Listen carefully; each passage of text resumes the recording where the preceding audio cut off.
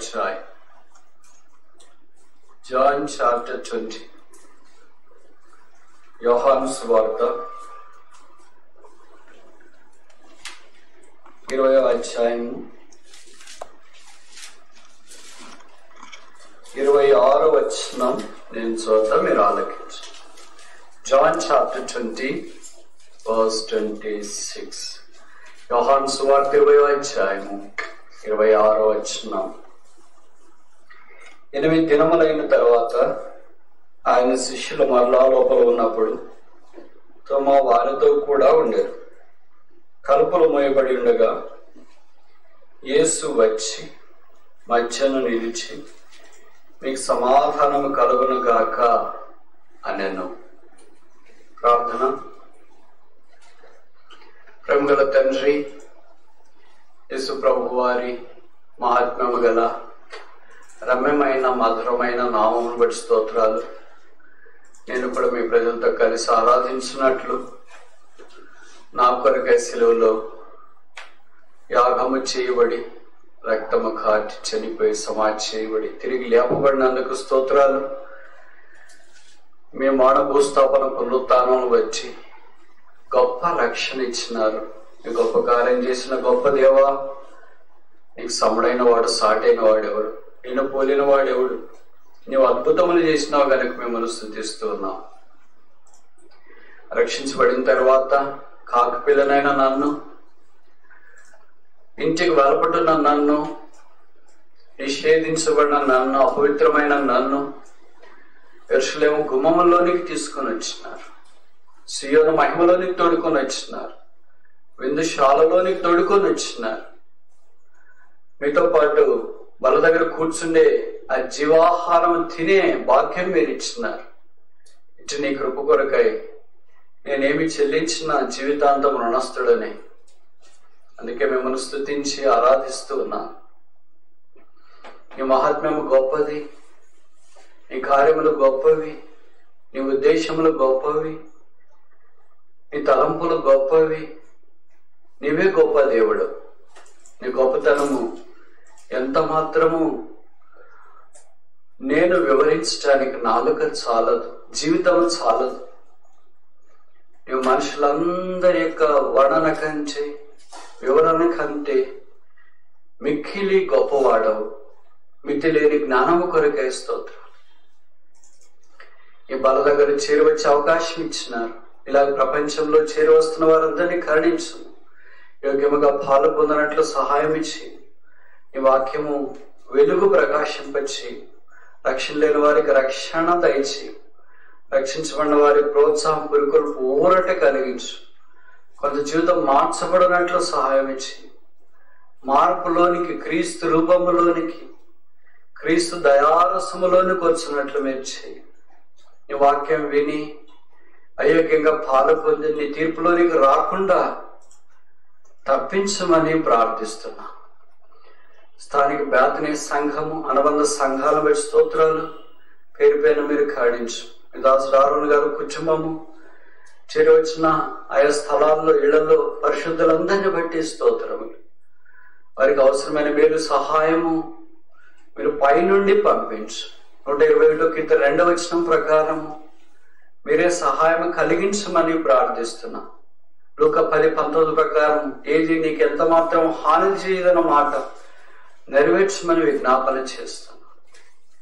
ఆ స్థలాల్లో నీ భక్త కోటి మీ మాన భూస్థాపన పునరుత్థానాన్ని జ్ఞాపకం చేసుకుంటుండగా మేము వారితో కలిసి నీ బలను యోగ్యముగా పాలు చేయవేయనట్లు కృప చూపించు.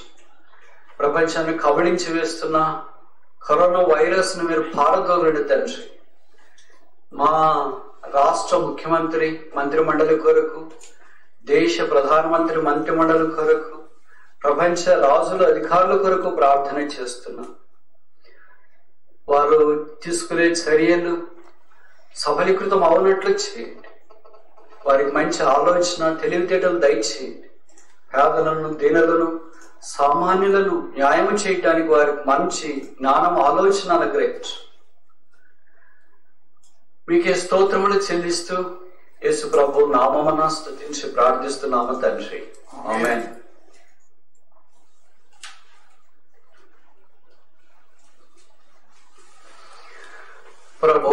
మరలా మనం దర్శించాలని కోరుతున్నాడు.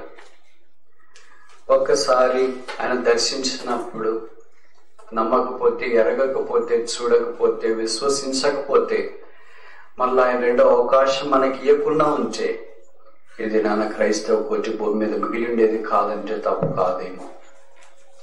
God gives always second chance. దేవుడు ఎప్పుడు కూడా కనీసము ఖచ్చితంగా రెండో అవకాశం ఇస్తాడు.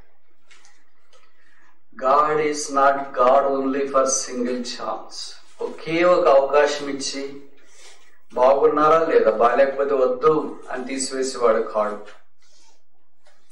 అలాగే శిష్యులైన వారికి దేవుడు రెండో అవకాశం ఇచ్చినట్లు వాక్యం ద్వారా మనకు అర్థమవుతుంది. ఆయన తిరిగి లేచిన తర్వాత శిష్యులు రకరకాలుగా తలస్తూ వచ్చినారు, భావిస్తూ వచ్చినారు. ఈ 3 దినాలు అనంటే శుక్ర, శని, ఆదివారాలు 72 గంటలు శిష్యులను ఎలా ప్రభావితం చేసినాయి. శుక్రవారం శిష్యులకైతే డే ఆఫ్ గ్రీఫ్, బాధ కలిగించిన దినం. శనివారం శిష్యులకు అంటే యేసు ప్రభువుని నమ్మిన మనకు డే ఆఫ్ గ్రేవ్, భూస్థాపన అనగా సమాధి దగ్గర నిర్మానుష్యంగా ఎలాగుంటుందో అలాగే వారి హృదయాలు కూడా నిర్మానుష్యంగా ఉన్న దినం. యేసు ప్రభువు యందు విశ్వాసం ఉంచిన మనకు ఆదివారం అయితే గ్లోరియస్ డే, మహిమ గల దినం. It started with grief, ended with glory. బాధతో ఆరంభించబడింది, మహిమతో ముగించబడింది. అది యేసు ప్రభువు యందు విశ్వాసం ఉంచిన మనకు 12 మంది శిష్యులు కాని శిష్యులకు. ఇప్పుడు ఆ 12 మంది శిష్యులకైతే లేదా 11 మంది శిష్యులకైతే శుక్రవారం ఎలాంటిది, శనివారం ఎలాంటిది, ఆదివారం ఎలాంటిది. వారికి శుక్రవారం ఏమైంది? స్కాటర్డ్. అందరూ వారి వారి స్థలాల్లో వెళ్ళిపోయారు, పారిపోయారు. అందుకే వారికి అది డే ఆఫ్ సఫరింగ్, బాధ కలిగించిన దినం, శ్రమ కలిగిన దినం. శనివారం for them it's day of silence, నిర్ఘాంతపోయి మౌనముతో ఉండిపోయారు. ఆదివారం డే ఆఫ్ సెటిల్మెంట్, వారు ఒక స్థలంలో చేరి ఏం చేయాలని ఆలోచిస్తూ వచ్చినారు. అది శిష్యులకు ఈ 3 దినాలు. మరి యేసు ప్రభు వారికి అయితే ఈ 3 దినాలు ఎలాంటిది?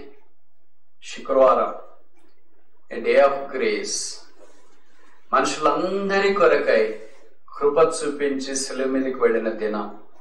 ఇంకో మాటలో చెప్పాలంటే క్రూసిఫిక్షన్, శిలువ. శనివారం యేసుక్రీస్తు ప్రభు వారికి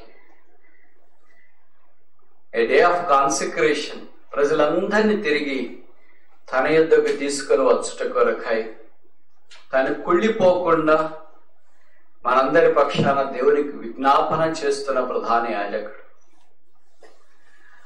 ఆదివారం ఏ డే ఆఫ్ కాంక్వెస్ట్, విజయశాలిగా తిరిగి లేచిన దినం. ఇప్పుడు 3 గుంపులకి 3 రోజులు ఎలాంటిదో చెప్పారు. మొదటిది మనకి ఎలాంటిది, రెండవ శిష్యులకి ఎలాంటిది, యేసు ప్రభువుకి ఎలాంటిది. ఇప్పుడు ముందుకు వెళ్ళక మునుపు మరి నీకు ఎలాంటిది? ఈ 3 దినాలు నీ జీవితంలో ఎలా ప్రభావితం చేసినాయి? ఈ 72 గంటలు వారి జీవితానికి ఆశ్చర్యకరమైన మార్పులు తీసుకుని వచ్చినాయి. మన జీవితంలో కూడా ఈ శిలువ నుండి పునరుత్థానం దాకా ఆశ్చర్యకరమైన మలుపు దేవుడు తీసుకురావాలని కోరుతూ వచ్చినాడు. 26వ వచనములో 8 దినములు అయిన తర్వాత, అంటే పోయిన ఆదివారం యేసు ప్రభువు వారు తిరిగి లేచినాడు అనుకుంటే ఇంకొక ఆదివారం అంటే ఈ ఆదివారం. ఈ 8వ దినాన్ని ఏం జరిగింది అంటే ఈ ఆదివారం ఏం జరిగింది? యేసు ప్రభు శిష్యులు తోమాతో కలిసి ఒక ఇంట్లో ఉన్నప్పుడు ప్రభు వారికి ప్రత్యక్షమయ్యాడు. వారితో ఏం మాట్లాడాడో ఇక్కడ గ్రంథస్థం చేయబడింది. నేను బలలో పాలు పొందక మునుపు 8వ దినము, what does it speak of? 8 ఏ జ్ఞాపకం చేస్తుంది? బైబిల్ 5 సందర్భాలు మీ గమనానికి తీసుకురావాలని కోరుతున్నాను. 8 టాక్స్ అబౌట్ న్యూనెస్. 8 క్రొత్తదనాన్ని గురించి మాట్లాడుతుంది. 7 రోజులు విశ్రాంతి 7వ దినం విశ్రాంతి దినం అయిపోయిన తర్వాత తిరిగి 8వ దినం వస్తుంది. అంటే మళ్ళా మొదటి రోజు వస్తుంది. అలాగే శనివారం అయిపోయిన తర్వాత 7 రోజులు తిరిగి ఆదివారం కనిపిస్తుంది. It's a day of resurrection. ఇది పునరుత్థాన దినాన్ని జ్ఞాపకం చేస్తుంది. పునరుత్థానం అంటే పాత సంగతులన్నీ గడిచిపోయినాయి. సమాధి కూడా గడిచిపోయింది. ఇప్పుడు అంత కొత్త జీవితం. భౌతికమైన శరీరం కాదు, మహిమా శరీరం లేదా పునరుత్థాన శరీరం. భౌతికమైన విషయాలు కాదు, ఇప్పుడు పునరుత్థాన విషయాలు. కనుక 8 స్పీక్స్ ఆఫ్ న్యూనెస్, రిజరక్షన్. కొత్తదనాన్ని, పునరుత్థానాన్ని జ్ఞాపకం చేస్తుంది. అందుకే 8 బైబిల్లో కనీసం 5 సందర్భాల్లో మనకు కనిపిస్తుంది. మొదటి సందర్భము పేతురు రాసిన మొదటి పత్రిక 1 పీటర్. పేతురు రాసిన మొదటి పత్రిక 3వ అధ్యాయము 20వ వచనం. 1 Peter chapter 3 verse 20. తెలుగులో 19-20 కలిసి ఉన్నాయి. దేవుని దీర్ఘశాంతం ఇంకా కనికరము పెట్టుచుండినప్పుడు పూర్వం నోహ దినముల్లో ఓడ సిద్ధపరచబడుచుండగా అవిధేయులైన వారి యొద్దకు, అనగా చెరలో ఉన్న ఆత్మల యొద్దకు ఆయన ఆత్మస్వరూపుగానే వెళ్లి వారికి ప్రకటించెను. ఆ ఓడలో కొందరు, అనగా 8 మంది నీటి ద్వారా రక్షణ పొందిరి. కానీ 8 జ్ఞాపకం చేసే సంగతి మొదటిది ఏంటంటే స్పీక్స్ ఆఫ్ సాల్వేషన్. రక్షణ గురించి జ్ఞాపకం చేస్తుంది. నోహ దినాల్లో ప్రజలు చెడిపోయినారు. ఉదయము దేవుడికి దూరంగా వెళ్ళిపోయింది. దేవుడి గురించి వాళ్ళు ఆలోచించట్లేదు. అలాంటి సందర్భంలో దేవుని ఉగ్రత వారి మీదకి వచ్చింది. అందుకే జలప్రళయం పంపించబడింది. నోహ కుటుంబం 8 మందికి ఓడలోనికి వెళ్ళారు. మిగతా ప్రపంచం అంతా జలప్రళయంలో నాశనమైంది. ఈ 8 మంది రక్షించబడ్డారు. కనుక 8 రక్షణను జ్ఞాపకం చేస్తుంది. కొరింథీయులకు రాసిన 2వ పత్రికలో ఉంది, ఎవడైనాను క్రీస్తునందున్న ఎడల వాడు నూతన సృష్టి, పాతవు గతించిన, ఇదిగో సమస్తం కొత్తదాయను. మనల్ని రక్షణలోనికి తీసుకుని వచ్చుట కొరకై ఓడైన యేసు ప్రభు వారు మన కొరకై శిలువ మీదకి వెళ్ళాడు. ఆ ఓడ జలప్రళయం మీద ఎలాగ తేలియాడిందో, జలముల యొక్క బాధ శబ్దాన్ని ఎలాగ భరించిందో, జలముల యొక్క ఘోషను ఎలాగ అనుభవించిందో, జలముల తాకిడి, కొండ తాకిడి, గాయాలు ఎలాగ అనుభవించిందో, అలాగే యేసు ప్రభు వారు కూడా మన కొరకై జ్ఞాపకం చేయబడి దేవుని యొక్క కృపా మహదైశ్వర్యమును వెల్లడి చేయనట్లు రక్షణార్థమైన వెలుగును ప్రకాశింపచేసిన. కనుక యేసుక్రీస్తు ప్రభువే నోహ ఓడ. ఆ ఓడలో 8 మంది ఉన్నట్లు యేసు ప్రభువులు ఈ దినాన రక్షణ పొందటానికి వచ్చిన వారు ఉన్నారు. ఎవరు ఇంకా రక్షణ పొందలేదు, యేసుని ఎరగలేదు, రక్షకుని స్వీకరించలేదు, ఈ ఉదయకాలం జ్ఞాపకం చేస్తున్నా. రక్షణ ఓడలోనికి రాకపోతే జలప్రళయంలో ఉన్నావు, దేవుని ఉగ్రత కింద ఉన్నావు. అది ఎప్పుడైనా సంభవించవచ్చు, ఎలాగైనా రావచ్చు. బైబిల్ రాయబడింది, దేవుడు తన ఉగ్రతను కుమ్మరించుట కొరకై సిద్ధంగా ఉన్నాడు. అయితే మరలా అవకాశం ఇస్తున్నాడు. ప్రయాసపడి భారం మోసుకుంటున్న సమస్త జనులారా నా దగ్గర నేను మీకు విశ్రాంతిని కలగచేతును. మీరు ఎక్కడున్నా, ఎలాంటి వాళ్ళైనా, చదువుకున్నా, చదువైపోయినా, పరీక్షలు రాస్తున్నా, ఉద్యోగం చేస్తున్నా, పెళ్లి చేసుకోబోతున్నా, పెళ్లి అయినా, రిటైర్డ్ అవుతున్నా, ప్రమోషన్ వచ్చినా, మీరు ఏ పరిస్థితుల్లో ఉన్నా సరే యేసుని అడగకపోతే రక్షణలోనికి రాలేదు. ఈ పునరుత్థానం మీకు సంబంధించింది కాదు. ఈ ఓడ మీకు ఏ ఉపయోగం లేదు. కనుక ఈ ఉదయకాలం రక్షణ ఓడైన యేసు దగ్గరికి రండి. ఓడకు వెలపడ భద్రత లేదు, యేసుకు వెలపడ రక్షణ లేదు, యేసుకు వెలపడ మారు మనసు లేదు, యేసుకు వెలపడ క్షేమాభివృద్ధి లేదు, యేసుకు వెలపడ జనఘోష మౌనం నాట్యం ఆడుతుంది. ఆ మౌనంలో నుండి తప్పించబడ్డ కొరకాయి ఓడని యేసు యుద్ధకు పరిగెత్తి రండి, పరుగులు తీస్తూ రండి. ఆయన ఎవరిని త్రోసివేయడు. కుల మత జాతి వీటన్నిటికీ అతీతం యేసు ఓడ. ఆ ఓడలో మా కులస్తులే రండి, మా పార్టీ వాళ్లే రండి, మా ప్రాంతం వాళ్లే రండి అనే తారతమ్యాలు భేదాలు లేవు. అపోస్తలుల కార్యాలు 10:36 యేసుక్రీస్తు అందరికీ ప్రభు. కనుక ఈ ఉదయకాలం ప్రభు అయిన యేసునందు విశ్వాసం ఉంచుము, అప్పుడు నీవును నీ ఇంటి వారును రక్షింపబడతారు. కానీ 8 జ్ఞాపకం చేసే మొదటి విషయం ఏంటంటే సాల్వేషన్, రక్షణ.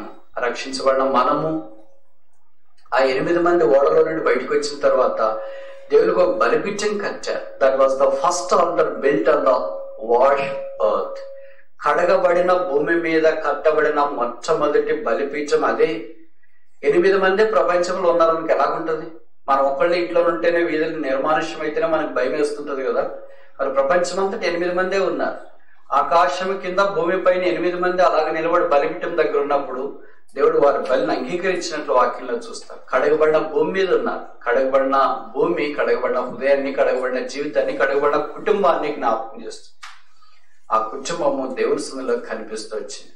That was the first full family saved. కుటుంబం అంతా రక్షించబడిన మొదటి సందర్భం అదే శిలువ దగ్గర జరుగుతుంది.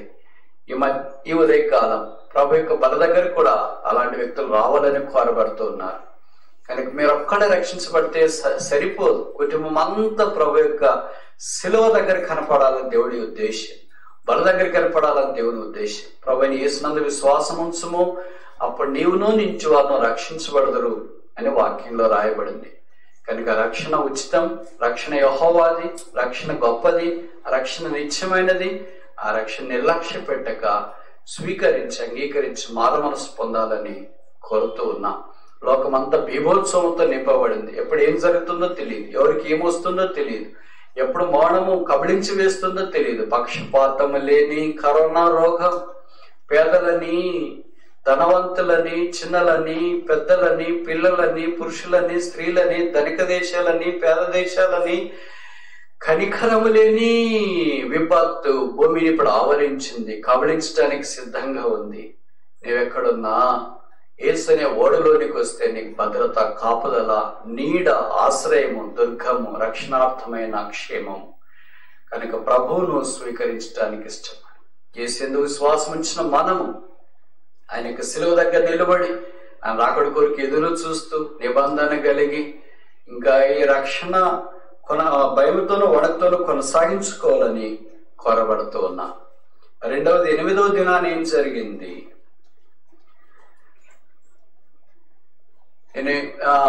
యోహాను సువార్త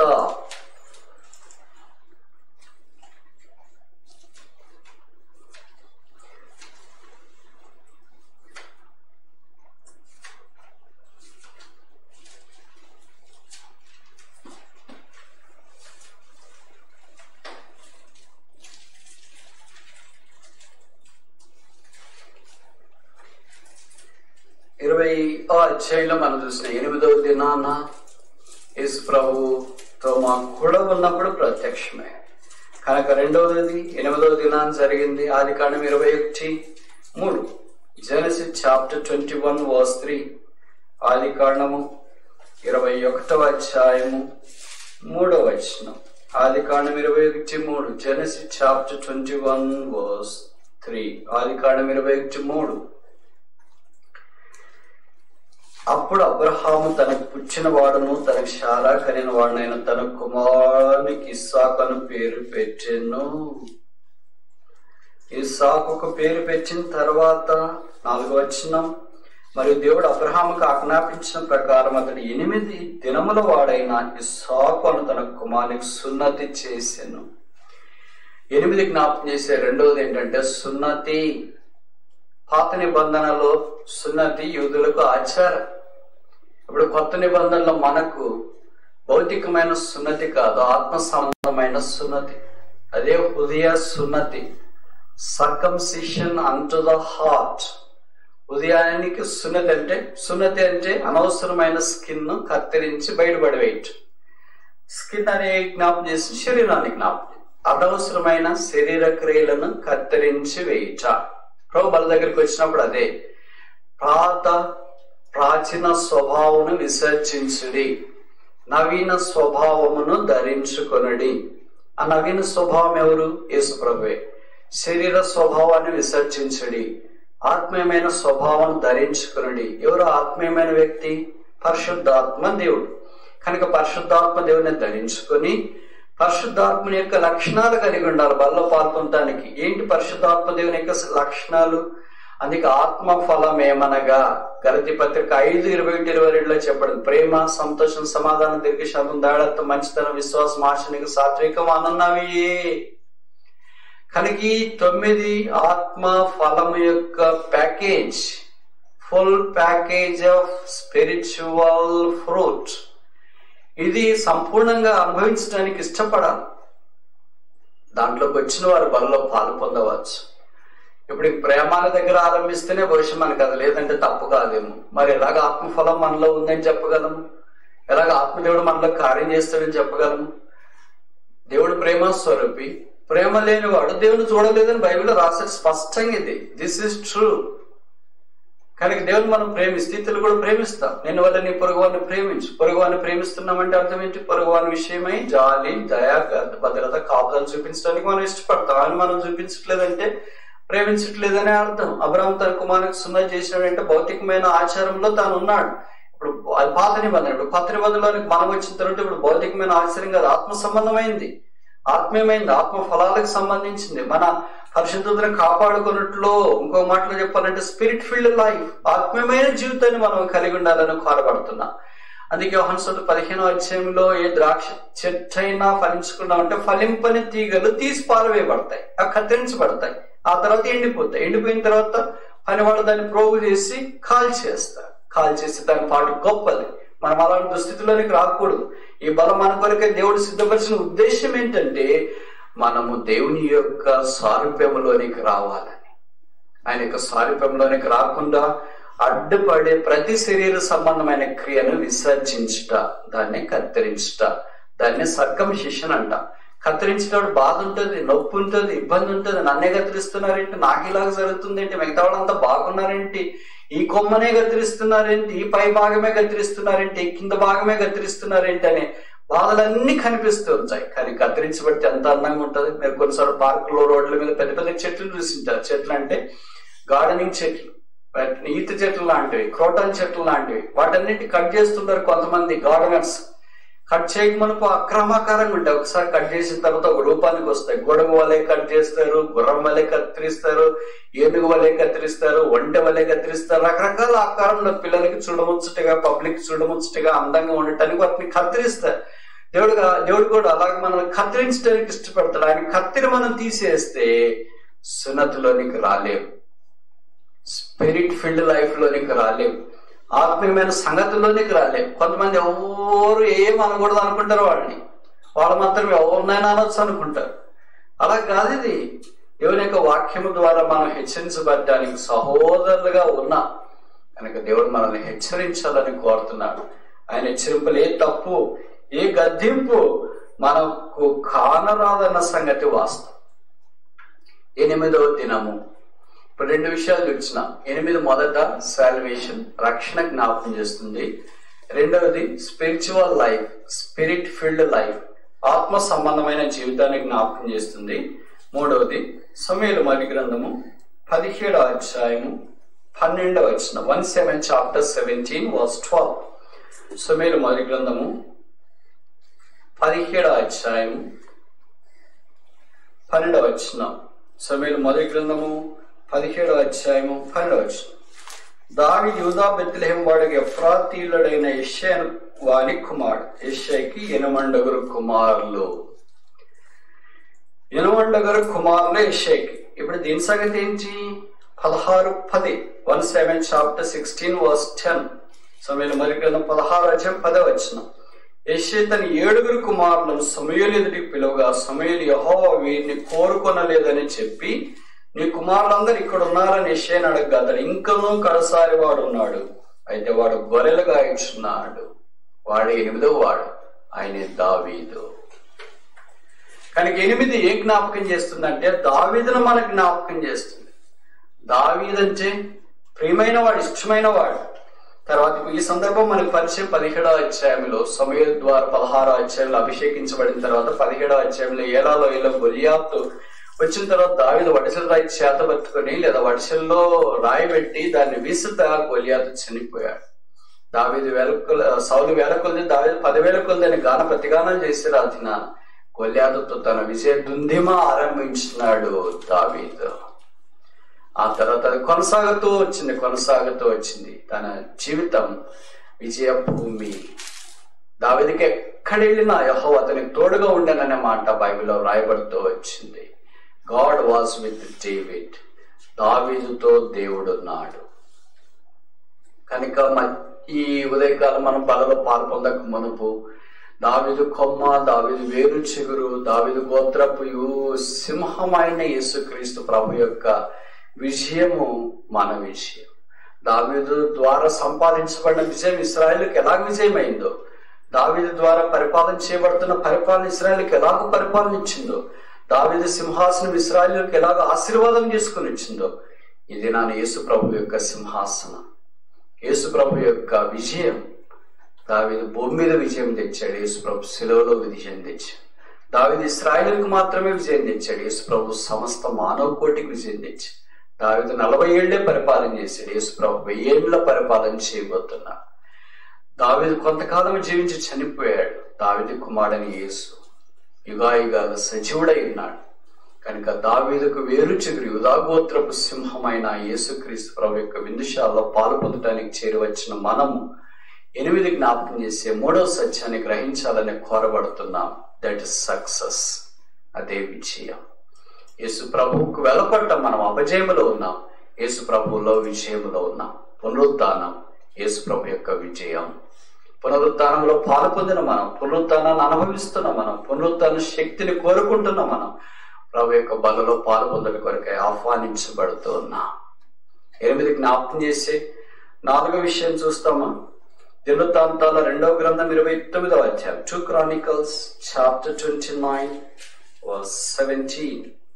2 Chronicles chapter 29, దినవృత్తాంతాల 2వ గ్రంథం 29వ అధ్యాయం 17వ వచనం. 17. దినవృత్తాంతాల 2వ గ్రంథం 29వ అధ్యాయం 17వ వచనం. మొదటి దినమున వారు ప్రతిష్ఠ చేయనారంభించి ఆ నెల 8వ దినమున యెహోవా మంటపమునకు వచ్చిరి. ఈ ప్రకారం వారు 8 దినములు యెహోవా మందిరమును ప్రతిష్ఠించుచు మొదటి నెల 16వ దినమున సమాప్తి చేసిరి. 8 ఇక్కడ ఏం జ్ఞాపకం చేస్తుంది? Sanctification in the sanctuary. పరిశుద్ధ స్థలములో ప్రతిష్టత అంటే దేవుని మందిరంలో వచ్చుట, దేవుని కార్యక్రమాల కొరకు ప్రతిష్ఠించుకొనుట. Every Christian who experiences the power of the resurrection and take parts in the banquet of the Lord Jesus Christ is supposed to consecrate himself for the sanctification, the sanctuary of God. This is a warrant, not option. రక్షించబడిన ప్రతి విశ్వాస యేసుప్రభు యొక్క శిలువ రక్తం ద్వారా కడగబడి శుద్ధీకరించబడి పునరుత్థానం యొక్క అనుభవాన్ని పొందుతున్న వారు ఆయన విందుశాలలో ప్రవేశించి ఆయన పరిశుద్ధ స్థలములో ప్రతిష్ఠించబడవలసిన వారై ఉన్నారు. దాని కొరకే మనం పిలువబడ్డాం. ఈ ప్రతిష్ఠ ఉచితం. ఇది దేవుడు సిద్ధపరిచిన ఏర్పాటు. ఇది దేవుడు సహాయం చేసి 8 దినాలు ఏం ప్రతిష్ఠించుకోవాలా, ఎలా ప్రతిష్ఠించుకోవాలా, ఏదో పెద్ద కార్యక్రమం ఇక్కడ రాస్తూ వచ్చిన. కనుక దేవుని మందిరావరణలో దేవుని ప్రజలముగా మనము చేరి వచ్చినప్పుడు అనేక సందర్భాల్లో ఆ దేవునికి వెలపట ఆలోచించడానికి, ఆత్మీయమైన సంగతులకు వెలపట ఆలోచించడానికి, లోక సంబంధమైన సంగతులు ఆలోచించడానికి ప్రయత్నిస్తూ ఉంటాం. ప్రతిష్ఠత అంటే అర్థమైతే pertinent to the things of the God and God's house. దేవుని మందిరానికి సంబంధించి, నిత్యత్వానికి సంబంధించి, నిత్యమైన రాజ్యమును గురించి ఆలోచిస్తూ దాని కొరకు సిద్ధపరచబడాలని మనం కోరబడుతున్నాం. ఇవి లేని యెడల బలలో మనం యోగ్యంగా పాలు పొందగలం. దేవుని ప్రజలమైన మనము కొత్త నిబంధన ప్రకారం దేవుని ఆలయమై ఉన్నాం. ఎబ్రీ పత్రికలో చెప్పబడిన మనమే ఆయన ఇల్లు. We are his house. ఆయన ఇల్లు అయిన మనము ఆయన సన్నిధిలో పాలు పొందుట కొరకే కోరబడుతూ ఉన్నా. ఇప్పుడు 4 విషయాలు చూసినాం. 8 జ్ఞాపకం చేసేది. మొదటిది 8 మంది రక్షణ పొందిన ఓడలో, స్పీక్స్ ఆఫ్ సాల్వేషన్. రెండవది 8వ దినాన అబ్రహాం కుమారునికి సున్నతి చేశాడు, speaks of spirit field life, ఆత్మ సంబంధమైన జీవితం. మూడవది 8వ వాడైన దావీదు దేవుడి కొరకు ఏర్పాటు చేయబడి దేవుని ప్రజలను పరిపాలించేవాడాడు, స్పీక్స్ ఆఫ్ సక్సెస్, విజయాన్ని జ్ఞాపకం చేస్తుంది. 4వది 8 దినాల్లో దేవుని మందిరంలో తమను తాము ప్రతిష్ఠించుకుంటూ మందిరాన్ని శుభ్రం చేస్తూ వచ్చినారు అక్కడ ఉన్నవాడు. దిస్ స్పీక్స్ ఆఫ్ సాంక్టిఫికేషన్, ఇది మన పరిశుద్ధతను గురించి మాట్లాడుతుంది. అందుకే యోహాను సువార్త 17వ అధ్యాయంలో చెప్పబడింది, దై word is truth, consecrate us in thy truth. నీ వాక్యము సత్యము గనుక నీ వాక్యం అందు మమ్మును ప్రతిష్ఠించుము. 5వది ఆఖరిది లూకా సువార్త 9వ అధ్యాయం 28వ వచనం, gospel according to doctor Luke chapter 9 verse 28, Luke 9:28, లూకా సువార్త 9వ అధ్యాయం 28వ వచనం, లూక్ 9:28. ఈ మాటలు చెప్పినది మొదలుకొని రమారం 8 దినములైన తర్వాత ఆయన పేతురును యోహాను యాకోబును వెంట పెట్టుకుని ప్రార్థన చేయటకు ఒక కొండ ఎక్కెను. 8 స్పీక్స్ ఆఫ్ సప్లికేషన్. 8 ప్రార్థన జ్ఞాపకం చేస్తుంది. యేసు ప్రభువు కూడా ప్రార్థన చేసుకోవచ్చుగా. ఆయన మనకు కూడా ప్రార్థన నేర్పించడానికి శిష్యులు ఎలా తీసుకుని వెళ్ళాడు, అలాగే మనల్ని కూడా ఇది నాన్న తనతో కలిసి ప్రధాన యాజకులతో ప్రార్థన కొనసాగించాలని కోరుతున్నాడు. అందుకే శిలువ మీద ఉన్నప్పుడు కూడా ఆయన ప్రార్థన చేసినాడు. మొదటి మాట అదే ప్రార్థన మాట, తండ్రి వీరేం చేయించినారో వీరెరుగరు కనుక వీరిని క్షమించు. ఈ ప్రార్థనకి జవాబు ఎక్కడ వచ్చింది? ఆయన ప్రార్థన చేసిన తర్వాత జవాబు రాకుండా ఉండదు. మనం ప్రార్థన చేస్తే పొరపాటు కూడా జవాబు రాదేమో, కానీ ఆయన ప్రార్థన చేస్తే పొరపాటున కూడా జవాబు రాకుండా ఉండదు. అందుకే యేసు ప్రభు భూమి మీద ఉన్నప్పుడు అన్నాడు, తండ్రి నీవు నా మనవి ఎల్లప్పుడూ ఆలకిస్తున్నావు కనుక నేను నిన్ను స్తుతించుచున్నాను. తండ్రి వీరేం చేయించినారు వీరు కనుక వీరిని క్షమించమన్నాడు. ఎప్పుడు క్షమించాడు? ఎలా క్షమించాడు? ఎప్పుడు మారమనసు పొందారు? బహుశా అపోస్తల కార్యం 2వ అధ్యాయంలో పేతురు లేచి పెంతెకొస్తు పండుగ దినాన వేల మంది కిక్కిరిసి వచ్చినప్పుడు దాదాపు 12 ప్రాంతాల నుండి వాక్యం చెప్పగా, మీరు సిలువ వేసిన యేసుని దేవుడు క్రీస్తుగాను ప్రభువుగాను నియమించిన దానికి ఇదే లేదా మేమే సాక్షులు అని ప్రకటించినప్పుడు వారి హృదయమందు పొడవబడి ఇలా రక్షణ పొందడానికి మేమేం చేయాలన్నారు. 3,000 మంది రక్షించబడ్డారు. వర్ష నేను అనుకుంటా యేసు ప్రభు వారు సిలువ మీద చేసిన ప్రార్థనకు అపోస్తల కార్యం 2వ అధ్యాయంలో ఫలము కలిగింది. వేలు 3,000 మంది మొదట రక్షించబడ్డారు. ఆ తర్వాత కొన్ని వేల మంది రక్షించబడ్డారు. ఇప్పటిదాకా ఆ ప్రార్థనకు ఫలము జరుగుతూనే ఉంది. ఆ ప్రార్థన ఫలంలో భాగముగా ఆయన సిలువ వేసిన నాకు కూడా క్షమాపణ కలిగింది. దైవమా, ఇది ఏమి ప్రేమ, ఇది ఏమి ప్రార్థన! ఈ ప్రార్థనకు జవాబు రాకుండా ఎలాగుంటుంది? అందుకనే బల చుట్టూ చేరవచ్చే భాగ్యం దేవుడు నాకు ఇచ్చినాడు. మీకు కూడా మీ స్థలాల్లో దేవుడు అనుగ్రహించినాడు. యేసు ప్రభు ఆ ప్రార్థన నేర్పించడానికి శిష్యులను 3 కొండ మీదకి తీసుకుని వెళ్ళి వారికి ప్రార్థన నేర్పించడానికి రూపాంతరం పొందినట్లు వాక్యంలో మనం చూస్తున్నాం. Every prayer is the manifestation of God's glory. ప్రార్థన చేసే ప్రతి సమయంలోనూ ఆయన ముఖము తెల్లగా కనిపిస్తుంది. ఆయన ముఖం చూడకుండా ప్రార్థన చేస్తే బహుశా లాభం లేదనుకోవచ్చు. అందుకే ఆయన మనకు ప్రత్యక్షం కావాలని కోరుతున్నాడు. ఆయన చూడకుండా, ఆయనతో మాట్లాడకుండా ఎలా మనం ప్రార్థన చేయగలం? ప్రభువుల దగ్గరికి వచ్చినప్పుడు అదే ఎన్నిసార్లు విషయంలో మనం ఓడిపోయాం, తప్పిపోయాం. దేవుని సంఘమా, దేవుని జనమా, ఇది లేకుండా కొండ మీద ప్రార్థన యేసు ప్రభువు శిష్యులతో కలిసి ప్రార్థన చేసే అనుభవంలోనికి లేకుండా సంఘం మహిమలోనికి తీసుకురావడం లేదు. సంఘం ఆయన చూచే భాగ్యంలోనికి రాలేదు. సంఘం ఆయన మేఘము కింద కప్పబడే భాగ్యంలోనికి రాలేదు. మేఘం వారిని ఆవరించింది. ఇది నా ప్రభు మనల్ని కూడా అలాగ ఆవరించాలని కోరుతూ ఉన్నాడు. అలాంటి సందర్భమే ఒకటి ఇక్కడ మనం చూస్తున్నాం. యోహాను సువార్త 20వ అధ్యాయం 26వ వచనం, జాన్ చాప్టర్ 20 verse 26. యోహాను సువార్త 20వ అధ్యాయం 26వ వచనం. యోహాను 20:26. 8 దినములైన తర్వాత ఆయన శిష్యులు మరలా లోపల ఉన్నప్పుడు తోమా వారితో కూడా ఉండెను. తలుపులు మూయబడి ఉండగా యేసు వచ్చి మధ్యలో నిలిచి మీకు సమాధానము కలుగునుగాక అనెను. 8 దినాలు ఏం జ్ఞాపకం చేస్తా ఇంత దాకా 5 విషయాలు తెచ్చినాం. మొదటిదేంటి? సాల్వేషన్, రక్షణ. రెండవది ఏంటి? స్పిరిట్ ఫిల్డ్ లైఫ్, ఆత్మ సంబంధమైన జీవితం, ఆత్మతో నింపబడిన జీవితం. మూడవది ఏంటి? సక్సెస్, లైఫ్ ఆఫ్ సక్సెస్, విజయ భూమి. నాలుగవది ఏంటి? సాంక్టిఫికేషన్, పరిశుద్ధ పరచబడుట. ఐదవది ఆఖరిది సప్లికేషన్, ప్రార్థన చేయుట. ఇలాంటి అనుభవంలోనే ఇప్పుడు ఈ శిష్యులు కొనసాగిపోవాలని దేవుని యొక్క ఉద్దేశం. అందుకే వీరికి ప్రత్యక్షమయ్యాడు ఆయన 8వ దినాన. తలుపులు వేయబడి ఉండగా మీకు సమాధానము కలుగునుగా అని పలికెను. శిష్యులకైతే మొదటి దినం శుక్రవారం ఏంటి? పానిక్, అందరు భయభ్రాంతులు అయిపోయారు. రెండవ దినాన్ని శనివారం ఏంటి? పర్సిక్యూషన్, శ్రమ, మమ్మల్ని ఎవరైనా చంపేస్తారేమో అని. మూడవ దినాన్ని ఆదివారం ఏంటి? పీస్ బి అంటు యు, మీకు సమాధానం కలగను గాక. Are you in panic? యేసు ప్రభువుని సిలువ వేశారు, ఇంక మన బతికింతే. యేసు ప్రభు సమాధిలో ఉన్నాడు, ఇంక మన జీవితం ఇంతే అనే స్థితిలో ఉన్నావా? ఆయన తిరిగి లేచినాడు అనుకుంటే పీస్, సమాధానం వస్తుంది. ఇక్కడ వారి ఇంట్లో కూడి తలుపు వేయబడి ఉండగా, బైబిల్లో చాలా లాక్డౌన్స్ ఉన్నాయి. మీరు అనుమతిస్తే ఒక 5 లాక్డౌన్ చెప్పడానికి ప్రయత్నం చేస్తాం. 5 lockdowns minimum 5 lockdowns return in the Bible. బైబిల్లో రాయబడిన 5 లాక్డౌన్లు మీ గమనానికి నేను తీసుకురావాలని కోరుతున్నాను. మొదటి లాక్డౌన్ అంటే ఇప్పుడు కొత్తగా లాక్డౌన్ వచ్చిందని మీరు స్ట్రేంజ్ గా ఫీల్ అయిపోయి అబ్బో ఎప్పుడు జరగదా మాకే జరిగిందని అనుకుంటారేమో. అలాగేం లేదు, బైబిల్లో దాదాపు అన్ని జరిగేసినాయి. ఇప్పుడు దాకా ఇంకా జరిగేదంతా ఏది కొత్తది లేదు. అందుకే 6000 సంవత్సరాల మానవ చరిత్రలో మహాజ్ఞాని అయిన సొలొమోను ప్రసంగిలో రాస్తూ వచ్చినాడు, సూర్యుని కింద కొత్తది ఏమీ లేదు. ఆల్ వాస్ డన్, ఇంతకు ముందే జరిగింది.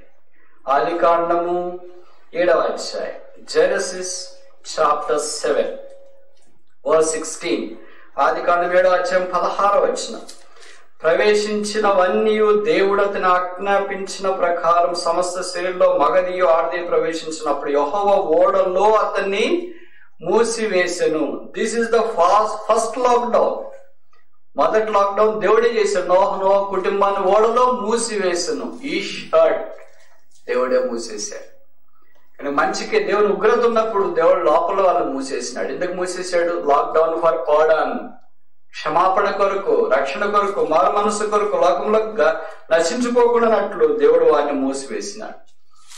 కనుక దేవుడు నోహ కుటుంబాన్ని రక్షించినట్లు మనల్ని కూడా రక్షించుటకు ఆయన ఇష్టపడుతూ ఉన్నాడు.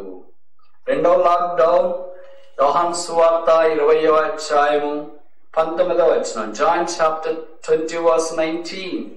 యోహాను సువార్త 20వ అధ్యాయం 19వ వచనం. ఆదివారం సాయంకాలమున శిష్యులు యూదులకు భయపడి తాము కూడి ఉన్న ఇంటి తలుపులు మూసుకొని ఉండగా లాక్డౌన్. యేసు వచ్చి మధ్య నిలిచి మీకు సమాధానం కలుగునుగా అని వారితో చెప్పాను. యేసు ప్రభువు తిరిగి లేచిన ఆదివారం 8వ దినం కూడా అదే రిపీట్ అయింది. 26వ వచనంలో అదే మనం చూస్తాం. అందుకే 2 కలిసి ఒకే లాక్డౌన్ కింద మనం ట్రీట్ చేస్తాం. ఎందుకంటే 2 సందర్భాల్లో శిష్యులు ఉన్నారు, 2 సందర్భాల్లో తలుపులు మూసుకుని ఉన్నారు, 2 సందర్భాల్లో ఒకే మెసేజ్ వచ్చింది. ఏంటంటే పీస్ బి అంటు యు, సమాధానం మీకు కలుగును గాక. లాక్డౌన్ ఫర్ పీస్, సమాధానం కొరకు యేసు ప్రభువు వారి లాక్డౌన్ ఏర్పాటు చేసినట్లు వాక్యంలో మనకు అర్థమవుతుంది. 3వ లాక్డౌన్ ఏంటి? అపోస్తుల కార్యములు 12వ అధ్యాయము 13వ వచనం. అపోస్తుల కార్యాలు 12వ అధ్యాయము 13వ వచనం. Acts of the apostles chapter 12 verse 13. 12 నేను చదువుతా. ఇట్లా ఆలోచించుకొని అతడు మారు పేరు గల యోహాను తల్లిన మరి ఇంటికి వచ్చిన అక్కడ అనేకులు కూడి ప్రార్థన చేయించుండేది. 13. అతడు తలవాకిట తలుపు తట్టుచుండగా రోది అని ఒక చిన్నది ఆలకించుటకు వచ్చును. పేతురు చెరసాలలో వేయబడ్డాడు. ఆయన కొరకై మరొక వాళ్ళ ఇంట్లో ప్రార్థన చేస్తున్నారు. మరొక కొడుకు, ఆయన కొడుకు పేరు ఏంటంటే మార్క్. అక్కడ ప్రార్థన చేస్తూ ఉండే వాక్య ప్రకారం ఏంటి? మీరు ప్రార్థన చేయనప్పుడు తలుపు వేసుకొని చేయండి. కనుక వాళ్ళు తలుపు వేసుకొని ప్రార్థన చేస్తున్నారంట. అదే 13వ వచనంలో చెప్పండి, తలుపు తట్టుచుండగా లాక్డౌన్. ఇక్కడ 3వ లాక్డౌన్ మనం చూస్తాం. దేని కొరకు కూడా ప్రార్థన చేస్తున్నారు? పవర్. దేవుడు హేరోదు యొక్క శక్తిని పగలగొచ్చి చెరసాల వెలుగుకొచ్చి పేతురును బయటికి తీసుకురావాలని వారు ప్రార్థన చేస్తున్నారు. Lockdown for power. దేవుని శక్తి బంధకాల్లో ఉన్న వారు విడుదల పొందుట కొరకై ఈ లాక్డౌన్ మనకి జ్ఞాపకం చేస్తుంది. 4వ లాక్డౌన్ లూకాసు వార్త 11:7 gospel according to doctor Luke chapter 11:7. లూకాసు వార్త 11:7 లూక్ 11:7. అతడు లోపలనే ఇంటి నన్ను తొందర పెట్టవద్దు, తలుపు వేసి ఉన్నది. లాక్డౌన్. నా చిన్న పిల్లలు నాతో కూడా పండుకొని ఉన్నారు, నేను లేచి ఇయ్యలేనని చెప్పుకున్నా. ఇక్కడ స్నేహితుల గురించిన సంగతి ప్రస్తావించబడింది. ఒక స్నేహితునికి రొట్టె అంటే ఆహారం అవసరమైంది. ఇంకో స్నేహితుని దగ్గరికి వెళ్ళాడు. అది అర్ధరాత్రి వేళ. కానీ ఆయన ఇంట్లో తలపేసుకొని పడుకొని ఉన్నాడు. ఇక్కడికి లాక్డౌన్. ఈ లాక్డౌన్ లో దేవుడు ఏం చేస్తున్నాడంటే స్నేహితుని యొక్క అక్కని తీరుస్తున్నాడు. ప్రొవిజన్, సదుపాయము. ఇప్పుడు దాకా 4 లాక్డౌన్లు చూసిన. మొదటి లాక్డౌన్ ఏంటి? నోహ కుటుంబం లాక్డౌన్. లాక్డౌన్ ఫర్ పార్డన్, క్షమాపణ కొరకైన లాక్డౌన్. రెండవ లాక్డౌన్ ఏంటి? యోహాను సువార్త 20:19. శిష్యులు ఆదివారం యేసుప్రభువు వారు లేచినప్పుడు సాయంకాలమున వారు తలుపు వేసుకుని ఉన్నారు. Peace be unto you. Lockdown for peace, సమాధానం కొరకైన లాక్డౌన్. మూడవది ఏంటి? అపోస్తుల కార్యం 12:13 పేతురు చెరసాల్లో వేయబడి ఉన్నప్పుడు మరొకళ్ళు ఇంట్లో ప్రార్థన చేస్తున్నారు. చిన్నది రోదే తలుపు శబ్దమైన తలుపు తింటానికి పూనుకుంది. Lockdown for power or prayer, ప్రార్థన కొరకు, దేవుని శక్తి కొరకు తలుపు వేయబడి లేదా లాక్డౌన్ లో ఉన్నట్లు చూస్తాం. 4వ లాక్డౌన్ ఏంటి? లూకాసు 11:7 ప్రకారము దేవుడు సిద్ధపరిచిన సదుపాయం, ఏర్పాటు, అదే భోజనం, అదే రొట్టె. Lockdown for provision. 5వ లాక్డౌన్ మనం చూసే దాంట్లో ఆఖరిది మత్తయి సువార్త 25:11. Matthew chapter 25:11. మత్తయి సువార్త 25:11. Matthew chapter 25:11. మత్తయి సువార్త 25:11. అంతటా తలుపు వేయబడెను. తర్వాత తక్కిన కన్యకులు వచ్చి అయ్యా అయ్యా మాకు తలుపు తీయమని అడగగా, ఇక్కడ 10 మంది కన్యకుల కథ మనకు పరిచయం. 5 మంది బుద్ధి గలవారు, 5 మంది బుద్ధి లేని వారు. ప్రభువారు అర్ధరాత్రి పెళ్లి కుమారుడు వచ్చినాడు. బుద్ధి లేని కన్యకులు నూనె తెచ్చుకోవడానికి బయటికి వెళ్ళారు. బుద్ధి గల కన్యకులు ప్రభుతో పాటు లేదా పెళ్లి కుమారుతో పాటు ఉండటానికి లోపలికి వెళ్ళారు. అప్పుడు తలుపు వేయబడెను. లాక్డౌన్ ఫర్ ప్రిపరేషన్, సిద్ధపాటు కొరకు తలుపు వేయబడి ఉంది. Lockdown for second coming. ఇది నా క్రైస్తవ లోకం ఇలాంటి లాక్డౌన్ కొరకు సిద్ధపడి ప్రభు యొక్క రాకడు కొరకు ఎదురు చూడాలని కోరబడుతూ ఉన్నా. కనుక శిష్యులైన వారు ఇలాంటి లాక్డౌన్ లో ఉన్నారు. ప్రభు వారి దగ్గరికి వచ్చినాడు. అంతకుముందు ఆదివారము దాదాపు 10 మంది శిష్యులు, అప్పుడు తోమ లేడు, వారందరికీ ఆయన కనపడ్డాడు. తర్వాత 8 రోజులు తోమ ఇంక వాళ్ళ దగ్గరికి రాలేదు. ఎందుకు రాలేదు? వస్తే ఏమైనా చనిపోతానేమో. బహుశా ఆయన అనుకుంటారు ఎరుషలేములో నేను కూడా వీళ్ళతో పాటు ఉంటే వాళ్ళకి కలిగిన ఉపద్రవం, రోమిలు తీసుకుని వెళ్ళి వాళ్ళని కూడా చంపేస్తే నన్ను కూడా చంపేస్తారు, ఒకవేళ వాళ్ళు చంపేసినా నేనైనా బతుకుదాం అన్నట్టుగా బహుశా ఎరుషలేములో వాళ్ళని వదిలేసి ఎక్కడ దూరం ఉన్నాడేమో. 8వ దినం ఆదివారం అయింది కదా, ఇంకెంతసేపు ఉంటాడు, పాపం రక్షించబడిన మనసు కదా, యేసు ప్రభు అంటే పీకుతుంది కదా, అందుకే లాగుతుంది కదా, ఎంత దూరం పోయినా భూమి గుండ్రంగా ఉందని ఇక్కడికే రావాలా. నువ్వు కూడా చాలా కాలం సహవాసం మానేసావు, దేవుని మానేసావు, దేవుని ప్రజలతో సంతోషం మానేసావు, బలలో పాల్పదలు మానేసావు, ఆరాధన మానేసావు, ప్రభుకి ఈవులు తీసుకుని రావడం మానేసావు, అన్ని మానేసావు. నువ్వేం మానేసినా నువ్వు దేవుని చిత్తంలో ఉంటే జ్ఞాపకం చేసుకో, ఖబర్దార్, you have to come back to the cross. సిలువ దగ్గరికి నువ్వు రావాలా. There is no way for you to out, there is no exit for you, you are lock down. బయటికి వెళ్ళే మార్గం లేదు, నువ్వు తప్పక సిలువ దగ్గరికే రావాలి. రాగోరిని ఎడలా సిలువ దగ్గరికే రా. దేవుడు ఏ కీడు చేసాడని దేవుడికి దూరం అయిపోయా, దేవుడు ఏ నష్టం చేశాడని ప్రభు బలలో పాల్పొందడం మానేశాం, దేవుడు ఏ అన్యాయం చేశాడని ఆరాధన చేయడం మానేశాం, దేవుడు ఏ నష్టం చేశాడని ఆయన రక్షకుడిగా అంగీకరించుకోవడం మానేశాం. దేవుడు తల్లిదండ్రులు నీకు ఇవ్వడం నేరమా? డబ్బులు ఇవ్వడం నేరమా? ఆస్తి ఇవ్వడం నేరమా? సేవకుడిగా సేవకురాలుగా మీ నాన్నను అమ్మను తయారు చేయడం నేరమా? అందం ఇవ్వడం నేరమా? చదివియడం నేరమా? ఉద్యోగం ఇవ్వడం నేరమా? క్షేమం ఇవ్వడం నేరమా? మంచి ఫ్రెండ్ సర్కిల్ ఇవ్వడం నేరమా? సహవాసం ఇవ్వడం నేరమా? దేవుడు ఏ నేరం నీకు చేసాడని దేవునికి దూరంగా వెళ్ళిపోవటానికి ఇష్టపడతావు. దేవుని జనమా, సహవాసానికి దూరంగా వెళ్ళడానికి ప్రయత్నం చేయొద్దు. దేవుడి పిల్లలతో కష్టమైన సుఖమైన అక్కడే ఉంటే ఎంత మంచిదని ఉండగలిగితే దేవుడి మరలా తోమ కొరకు 8 దినాల తర్వాత తిరిగి ప్రత్యక్షమై ఉండవలసిన అవసరం లేదు. కానీ దేవుడికి ఈ వ్యక్తి కూడా కావాలి. ఈ ఒక్క వ్యక్తి కొరకు దేవుడు వస్తాడా ఏంటి? ఈ ఒక్క వ్యక్తిని ఎక్కడో దర్శించవచ్చు కదా. నేను ఒక్కడే దేవుడికి కావాలా ఏంటి? ప్రపంచంలో ఇంతమంది ఉన్నారు కదా, 8 బిలియన్ పీపుల్ ఈ ప్రపంచంలో 250 దేశాల్లో ఉన్నారు కదా. Why should God be mindful about a single person like me? నాలాంటి ఒక్కని గురించి దేవుడు ఎందుకు అంత పట్టింపగలిగినాడు? Because you are formed in his own image. Reason number 1. Reason number 2, because he died for you too. నువ్వు యేసుప్రభు యొక్క పోలికలో నుంచి చేయబడ్డావు కనుక నువ్వంటే ఆయనకి పట్టింపు, అందుకని నీ కొరకు ఆయన వస్తున్నాడు. రెండవది, నీ కొరకు ఆయన సిలువలో రక్తం కార్చాడు కనుక నీ కొరకు ఆయన వస్తున్నాడు. ఆయన నిన్ను పోగొట్టుకోలేడు. He comes to you as though there is none other than you unto him in this whole world. ప్రపంచంలో నీవు తప్ప ఆయనకి ఎవరు లేనట్టుగా నీ వెంబడి వస్తున్నాడు, నిన్ను పట్టించుకుంటున్నాడు. God is mindful about you no matter who you are, how you are, what you do. నువ్వు ఎలాంటి వాడవైనా, ఏం చేస్తున్నా, ఎక్కడికి వెళుతున్నా దేవుడికి సంబంధం లేదు. God is after you. This resurrected Christ has everybody to follow, but he came all the way to a disbelieved person and a disciple called Thomas. ఒకవేళ తోమాని దర్శించకుండా ఉంటే ఊహించుకోండి భారతదేశం యొక్క దుస్థితి ఇంకెంత ఎలాగుండేదో. చీకటి లోకంలోనికి దేవుని యొక్క వాక్యం అనే వెలుగు వచ్చిండేదా? థామస్ మౌంట్ అనే పేరుండేదా? దేవుని యొక్క వెలుగు ఇక్కడ ప్రకాశించబడి ఉండేదా? నాలాంటి వాడు రక్షణార్థమైన భాగ్యంతో ఈ దినాన్ని దేవుని యొక్క వాక్యం పట్టుకొని బోధించే అవకాశం ఉండిండేదా? భారతదేశం క్రైస్తవ్యంతో నింపబడటానికి, యేసుప్రభు యొక్క వెలుగు ప్రకాశించడానికి దేవుడు తోమాను వాడుకుంటూ ఉన్నాడు. ఇప్పుడు చెప్పండి, ఆ ఒక్క వ్యక్తిని దర్శించడానికి 8వ దినాన్ని యేసుప్రభు రావడం తప్ప కరెక్ట్? ఈ మధ్యాహ్నం దేవుడు నిన్ను కూడా దర్శించడానికి వస్తున్నాడు. దేవుడు నిన్ను గురించి ఎంతో భవిష్యత్తు కలిగి ఉన్నాడు. ఒక్క శిష్యుడు ఒక్క దేశాన్ని ప్రభావితం చేయగలిగితే, నీ ఒక్క వ్యక్తి నీ కుటుంబాన్ని, నీ కాలేజీని, నీ స్కూల్ని, నీ ఆఫీస్ని, నీ చుట్టూన్న ప్రాంతాన్ని, నీ వీధిని, నీ ఏరియాను ప్రభావితం చేయలేవా? Is it not possible? With God it's possible. దేవుడికి సమస్తం సాధ్యం. ఏ శిష్యులైతే పరిగెత్తిపోయారో అదే శిష్యులు ప్రాణం పెట్టే స్థితిలోనికి వచ్చిన ఈ 72 గంటలు అలాగే మార్చినాయి. 72 hours have changed all these disciples from fleeing to laying down their life for God. ఎలా పరిగెత్తిపోయేవాళ్ళు, ఎలా ప్రాణం పెట్టేవాళ్ళు అయిపోయారు. 72 గంటలు అలా మార్చబడుతూ వచ్చింది వారి జీవితాలు. మొదటి రోజు ఒక రకంగా ఉన్నారు, శుక్రవారం శనివారం ఒక రకంగా అయ్యారు, ఆదివారం వచ్చేటప్పటికి కాకులు తిరిగిన విశ్వాస యోధులుగా మారారు. ఏ రోమా సైనికులకి, ఏ రోమా ప్రభుత్వానికి భయపడి ప్రాణాలు తీస్తారని దాక్కునున్నారు.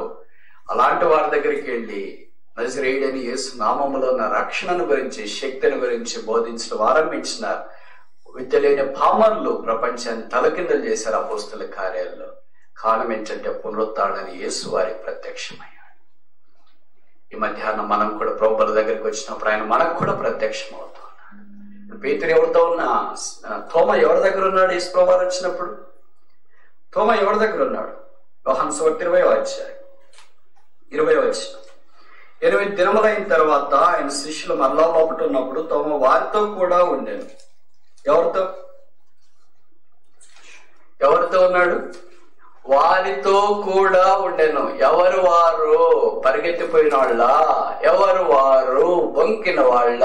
ఎవరు వారు? ప్రభుని అప్పగించిన వాళ్ళ? ఎవరు వాళ్ళు? ఆయన బెట్రాయిల్ కిస్ చేసిన వాళ్ళ? ఎవరు వారు? ఆయన అంటే తెలియదని చెప్పిన వాళ్ళ? ఎవరు వాళ్ళు? ఎవరు వాళ్ళు? ఎవరు వారు? 20వ వచనం, 20వ అధ్యాయం 20వ వచనం.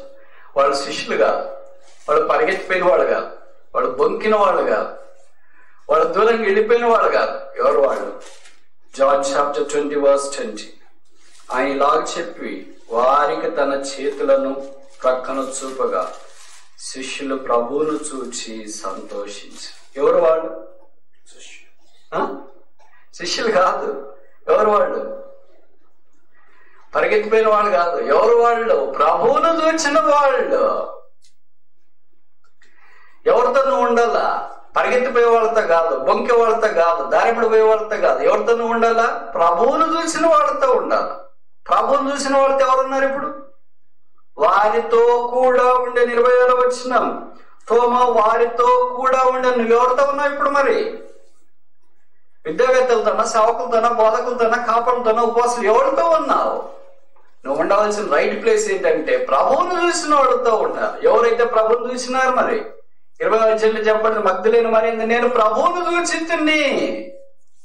తర్వాత వచనంలో మనం చూస్తే 20వ అధ్యాయం 19వ వచనంలో, ఆదివారం సాయంకాలం శిష్యులు యూదులకు భయపడతాం కూడి 2 తలుపులు మూసుకుని యేసు వచ్చి మధ్య నిలిచి. ఇప్పుడు వాళ్ళు ఏం చెప్పారు? 25వ వచనం, 20వ అధ్యాయం 25వ వచనం, కనుక తక్కిన శిష్యులు మేము ప్రభువును చూచితమని అతనితో చెప్పగా. This a glorious statement, a supernatural statement, sublime statement that turned these disciples upside down. పరిగెత్తిపోయేవాళ్ళు ఒక్కసారిగా ప్రకటించేవాళ్ళు ఎలాగయ్యారు? బొంకేవాళ్ళు ఒక్కసారిగా తమ జీవితాన్ని ప్రభు కొరకు అర్పించేవాళ్ళు ఎలాగయ్యారు? ఒక్క చిన్నదానికి భయపడేవాళ్ళు రోమా సామ్రాజ్యాన్ని కూడా ఎదిరించేవాళ్ళు ఎలాగైపోయారు? ఒకటే కాదు, మేము ప్రభువుని చూచితిమి. We have seen the Lord.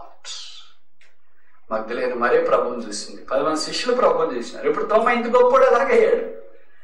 10 మంది దగ్గర ఉంటేనే రోమా సైనికులు నన్ను ఏం చేస్తారని పరిగెత్తిపోయినోడు భారతదేశం లాంటి దేశానికి కేరళ రాష్ట్రంలో కాలు పెట్టి యేసు ప్రభు యొక్క ప్రేమను గురించి పరిగెత్తేందుకు గొప్పోడు ఎలాగయ్యాడు? ఒకటే కారణం, ప్రభువుని చూసిన. మనం ఎందుకు కాలేకపోతున్నాం? ఒకటే సింపుల్ కారణం, చూడలే ప్రభువుని. ఎవరు చూస్తున్నాం? మరి ఎవరు చూస్తున్నాం? దారంలో పోయేవాళ్ళు, వచ్చేవాళ్ళు, అమ్మాయి గ్రామానికి వచ్చేవాళ్ళు, అమ్మాయి గ్రామం పోయేవాళ్ళు, ఆ సమాధి దగ్గర ఉంది, దేవదూతని, తోటమాలని, ఇలాగ అందరూ చూస్తున్నాం ప్రభువుని తప్ప. ఈ శిష్యులు మగ్ధులేని మరియా ఏమంటుందంటే, నేను ప్రభువుని చూసి అంటుంది కదా, నేను ఖాళీ సమాధిని చూసినాను, దేవదూతను చూసినాను, అక్కడ ఒకటి మాట్లాడుతున్నాడు, తోటమాలని చూసినాను, ఇవన్నీ చూసినాను చెప్పట్లే. అవన్నీ చూసింది ఆమె, చూడలేదని కాదు, అవన్నీ చూసింది. But our concern is not that.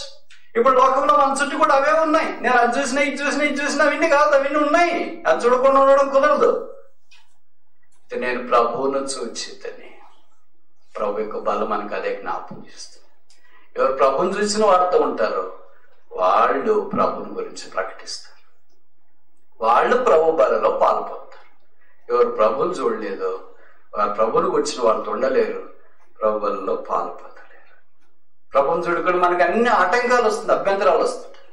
ప్రభుకున్న లక్షణం ఏంటంటే, ఒక్క వ్యక్తి కొరకు వచ్చాం, తోమ ఒక్కడి కొరకు వచ్చినాడు.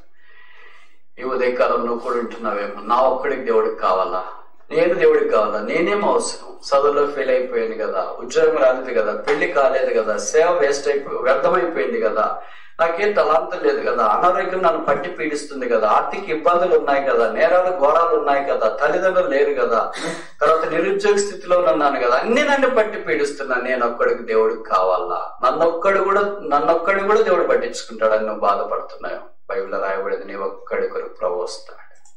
తోమా కొరకు ఒక్కడి కొరకు వచ్చిన, జక్కయ్య ఒక్కడి కొరకు వచ్చినాడు, సమరస్త్రీ ఒక్కడి కొరకు వచ్చినాడు, భర్తమయ అనే గుడ్డివాడికి ఒక్కడి కొరకు వచ్చినాడు. ఎందుకు వాడు ఒక్కడి కొరకు వచ్చినాడు? ఎరికోలో జక్కయ్య ఒక్కడి కొరకు ఎందుకు వచ్చినాడు? జక్కయ్య పెద్ద పాపులర్ ప్రాఫిట్ అయిపోయాడు. తర్వాత తోమ కొరకు వచ్చినాడు అంటే తోమ తర్వాత ఏదో గొప్ప పండితులు అయిపోయాడు, లేకపోతే ప్రవక్త అయిపోయాడు, లేదా అపోస్తులు అయ్యాడు, పరిసారికుడు అయ్యాడు. మరి జక్కయ్య ఏం కాలేదుగా. జక్క ఒక్కడి కొరకు ఎందుకు వచ్చినాడు? ప్రభు ఒక్కడి కొరకు వస్తున్నాడు. 100 మంది సంఘంలో చేరొచ్చిన వాళ్ళందరూ కాకుండా ప్రభుని చూడాలని ఆశ ఒక్కడికుంటే చాలు, ఆ ఒక్క వ్యక్తి దగ్గరికి వస్తాడు. మిగతా వాళ్ళందరూ ప్రభుని చూడాలని లేదు వాళ్ళకి. వాళ్ళ సమాధి చూస్తే బాగుండు, తోట చూస్తే బాగుండు, స్నాప్ తీసుకుంటే బాగుండు, సెల్ఫీ తీసుకుంటే బాగుండు, దేవతలు చూస్తే బాగుండు, చుట్టబడిన వస్త్రాలు చూస్తే బాగుండు, ఇవన్నీ చూస్తే బాగుండు. చాలా బాగుంది కదా, ఇక్కడ సీనరీ పిక్చర్ అంతా బాగుంది కదా అని చూసి వాళ్ళు చాలా మంది ఉన్నారు. వాళ్ళందరి దగ్గర ప్రభు రావట్లేదు. ప్రభుని ఎవరు చూడాలనుకుంటున్నారు? వాళ్ళ దగ్గరికి ఆయన వస్తున్నాడు, వాళ్ళతో ఆయన మాట్లాడుతాడు. ఇప్పుడు జక్కయ్య ఎరుకో మార్గమును యేసు వస్తున్నాడు అని తెలిసి మెడి చెట్టు ఎక్కాడు. ఎందుకు ఎక్కాడు? బైబిల్లో రాయబడింది, యేసు ఎవరో అని చూడగోరి మెడి చెట్టు ఎక్కాడు. ఏం కిందంటే కిందంటే ఎవరు చూస్తాడు? మనుషులను చూసే అవకాశం ఉంది. మేడి చెట్టు ఎక్కితే మనుషులు చూడ్డా, ఇంకా తేలిక చూడవచ్చు. కింద యేసు ప్రభువును చూడకుండా జక్కయ్యకి అడ్డం ఏంటి? ప్రజలు అడ్డం. అందుకే ప్రజల యొక్క అడ్డం తప్పించుకోవడానికి మేడి చెట్టు ఇక్కడ. ఆయన పొట్టివాడైనా చూడటానికి కాదు, ఎలాగెలాగ చూడాలనుకున్నాడు చూస్తాడు వాడిని తోసేసుకొని. కానీ మనుషులు అడ్డం తప్పించుకోవాలా. ఈ మనుషులందరి పేర్లు పెట్టి పిలవచ్చు కదా యేసు ప్రభు. పక్కన వాళ్ళందరూ, ఆ ఊర్లో చాలా మంది ఉంటారు. జక్కయ్య దగ్గరికి ఎందుకు వెళ్ళాడు అంటే అర్థం ఏంటంటే, ఎరికోలో ఆ చేరి వచ్చిన గుంపులో ఒకే ఒక వ్యక్తి మాత్రమే ప్రభుని చూడాలని ఆశ ఉంది. మిగతా వాళ్ళందరూ ఊరికే సరదాగా వచ్చినారు. రొట్టెలు దయ్యాలు కొడితే చూస్తాడు, ఏం చేస్తాడో చూస్తామని వచ్చినారు. God is not mindful about such multitudes who come all the way flocked around him, but he is only interested in a person who would like to see him. ఆయనగా ఎవరు చూడాలని కొడతారో ఆ వ్యక్తులనే ప్రభు చూస్తాడు. జక్కయ్య కళ్ళు ఆయన చూడాలని కోరినాయి, కళ్ళుతో ఆయన చూడాలి. అలాగే దేవుని యొక్క వాక్యంలో కొంతమంది ఆయన చూడాలని కోరినారు, చూచినారు, వారు ధన్యులయ్యారు.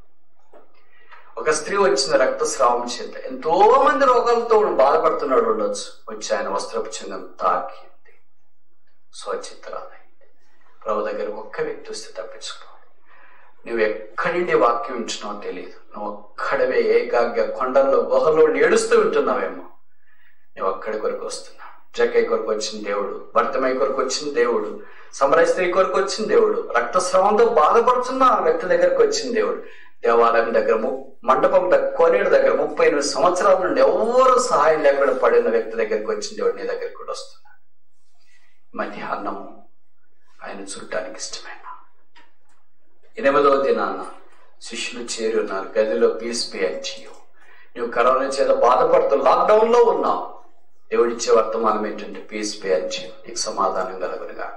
లోకంతో నీకు టచ్ లేదు, కానీ నీకు ప్రభుతో టచ్. లోకంలో సమాధానం లేదు, నెమ్మది లేదు, కలవరం కలవరం కలవరం కలవరం. Outside the door there is a confusion, inside the door there is a Christ. తలుపుకు వెలపట్ట కలవరం ఉంది, తలుపు లోపట సమాధానం ఉంది. దేవుడిచ్చే వర్తమానం అండి పీస్ బి అండ్ యు. కానీ తలుపులో ఉన్న క్రీస్తు మన కొరకే శిలువ మీదకి వెళ్ళి రక్తం కాచిన పడిపోయి పాడైపోయి ఆయన్ని చూడటానికి ఇష్టపడకుండా కళ్ళు మూసుకున్న సందర్భాలను జ్ఞాపకం చేసుకొని శిలువ రక్తం ద్వారా కడగబడి పరిశుద్ధపరచబడి, ప్రభువా నేను 8వ దినాన 5 రకాలైన ఆశీర్వాదాలు ఎలాగిచ్చావో పొందలేకపోతున్నాను, లేదా లాక్డౌన్ లో 5 రకాలుగా ఎలా ప్రజలు నువ్వు దర్శిస్తూ వచ్చినావు అది నేను గుర్తించలేకపోతాను. ఒక్క తోమా నువ్వు దర్శించడానికి 8 రోజుల తర్వాత తిరిగి నీవు వచ్చినా. తోమా లాంటి వ్యక్తిని నేను కారణం అని నువ్వు నన్ను కూడా దర్శించాలని ఇష్టపడుతున్నా. తోమానైతే ఇంటిలో దర్శించిన, నన్నైతే సిలువలో దర్శించిన. ఈ దర్శనానికి నేనేమి ఇవ్వగలను? ఇదిగో నన్ను అంగీకరించు. పాడైపోయి తప్పిపోయిన పతమై ఓడిపోయిన జీవితాలను రక్షణ పొంది దేవునికి దూరమైన దాంట్లో కడగబడి శుద్ధీకరించబడి బలలో యోగ్యంగా పాలు పొందినట్టు ప్రభు సాయం చేయను గాక.